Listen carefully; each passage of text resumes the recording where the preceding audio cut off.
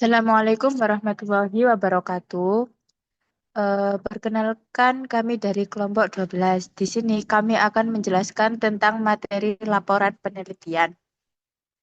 Sebelum masuk ke dalam materi, eh, lebih baiknya kita memperkenalkan diri terlebih dahulu. Perkenalkan, nama saya Citra Dewi Nurhidayah, NIM akhir saya 040. Perkenalkan, nama saya Nafakin Lestari, NIM akhir saya 029. Baik, next.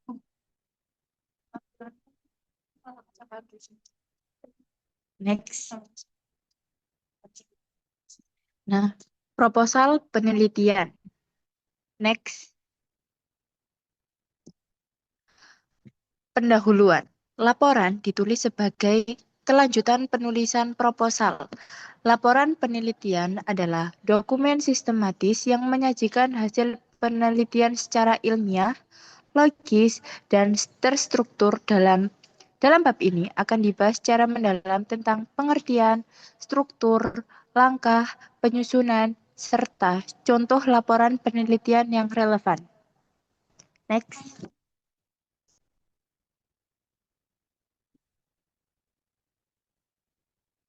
Pengertian laporan penelitian.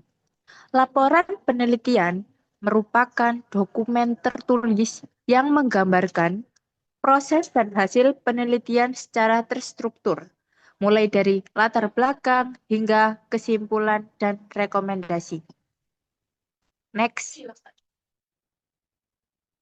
Tujuan laporan penelitian itu untuk mengkomunikasikan hasil penelitian kepada pihak terkait secara jelas dan terstruktur. Next. Tujuan dan contoh dari laporan penelitian. Tujuannya itu untuk sumber informasi, dokumentasi ilmiah, acuan bagi peneliti selanjutnya.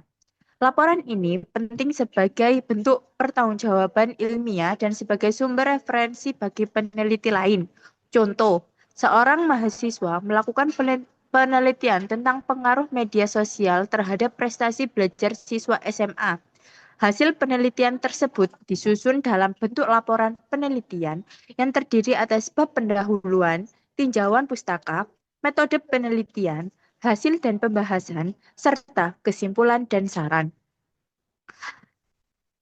Dari tujuan tadi, laporan penelitian bertujuan untuk mengkomunikasikan hasil penelitian kepada pihak terkait secara sistematis.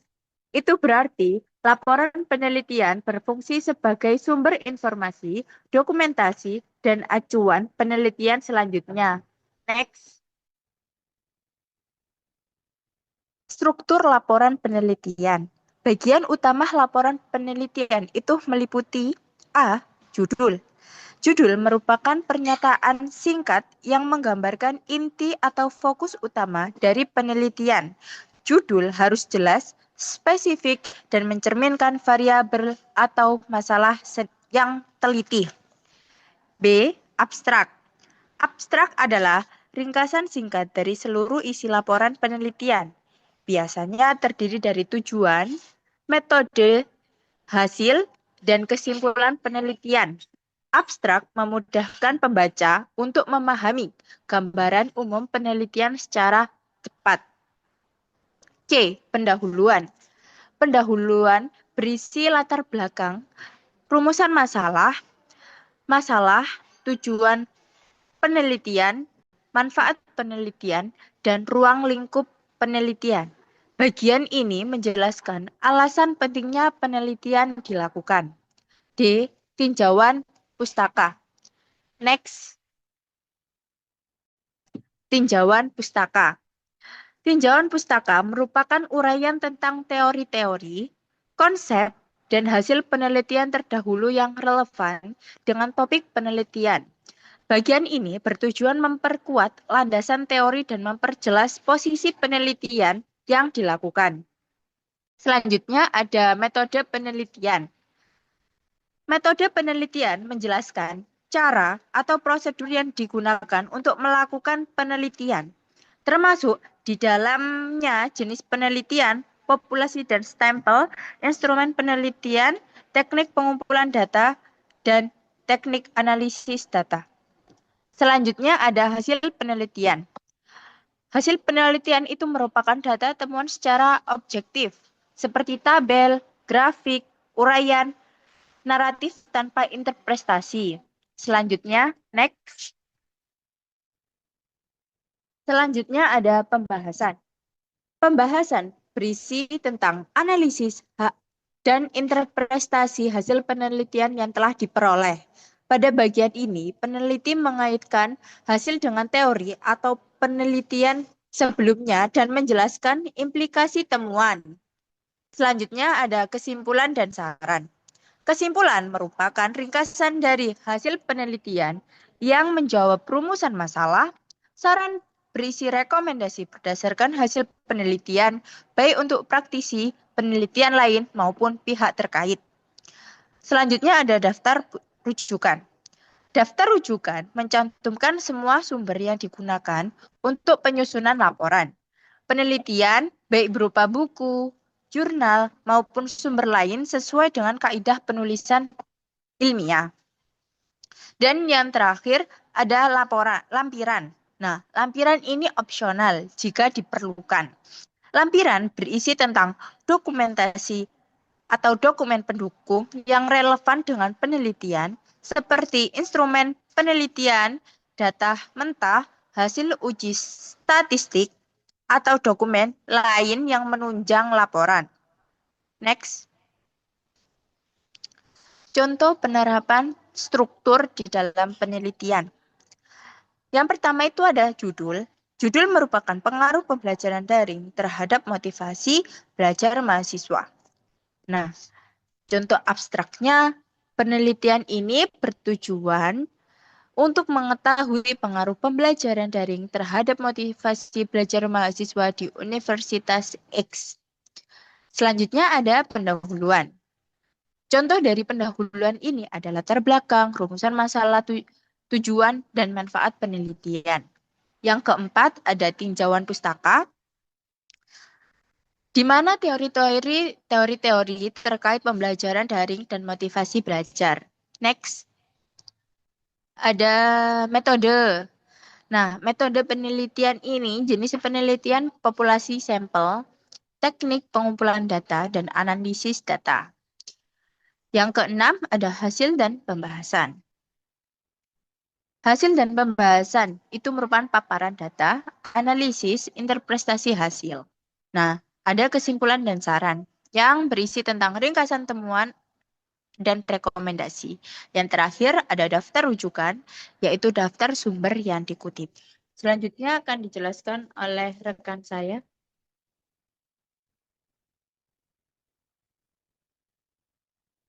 Next. Next. Untuk selanjutnya.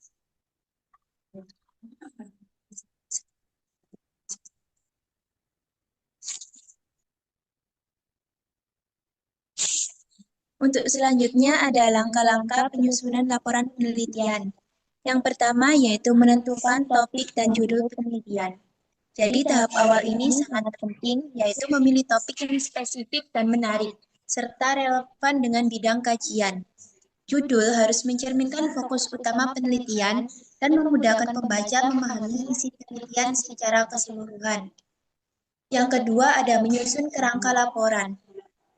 Menyusun kerangka laporan ini berfungsi sebagai panduan dalam menulis setiap bagian laporan agar terorganisir.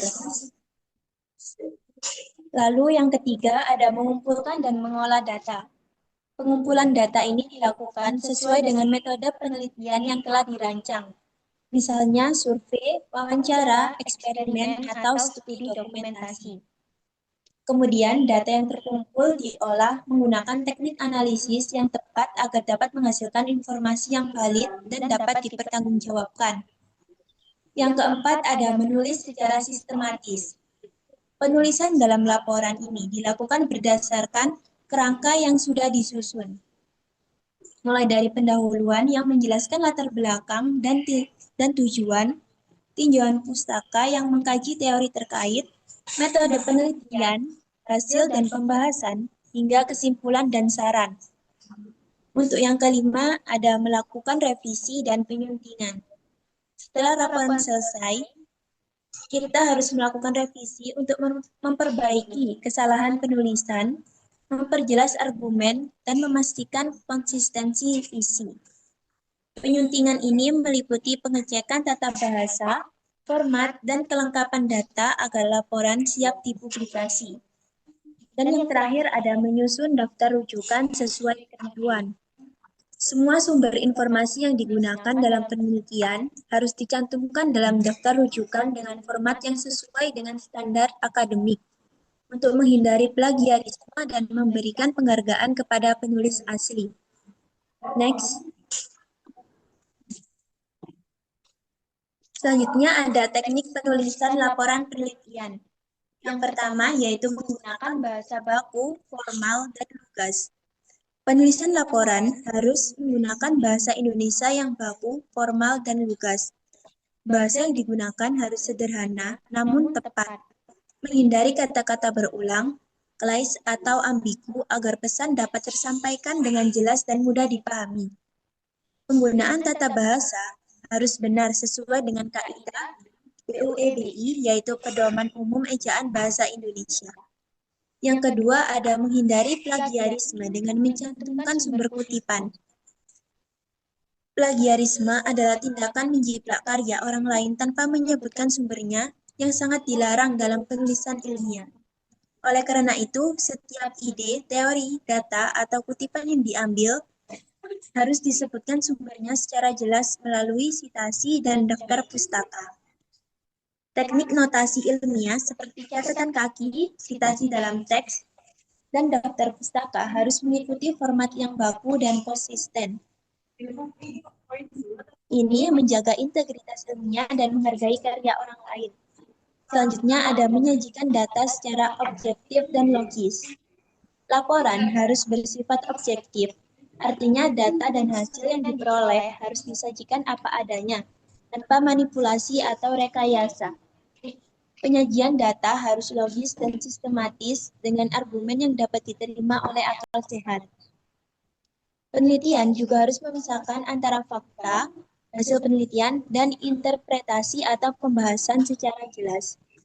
Penyajian data bisa berupa tabel, grafik, atau narasi yang mendukung pemahaman pembaca. Selanjutnya ada mengacu pada sistematika penulisan ilmiah. Penulisan laporan harus mengikuti sistematika yang baku, mulai dari judul, abstrak, pendahuluan, tinjauan pustaka, metode penelitian, hasil dan pembahasan, kesimpulan dan saran, hingga daftar pustaka dan lampiran. Selain itu, tata bahasa harus sesuai dengan kaidah bahasa Indonesia yang baik dan benar, serta gaya penulisan ilmiah yang formal dan konsisten. Penggunaan citasi yang tepat dan lengkap juga wajib agar laporan memenuhi standar akademik dan memudahkan pembaca melacak sumber informasi. Next. Dari materi tersebut dapat disimpulkan bahwa laporan penelitian adalah dokumen penting yang memuat proses dan hasil penelitian secara sistematis. Penyusunan laporan harus mengikuti struktur baku, menggunakan bahasa ilmiah, dan mencantumkan sumber kutipan secara benar. Contoh laporan dan kutipan yang sahih memperkuat validitas laporan penelitian. Next.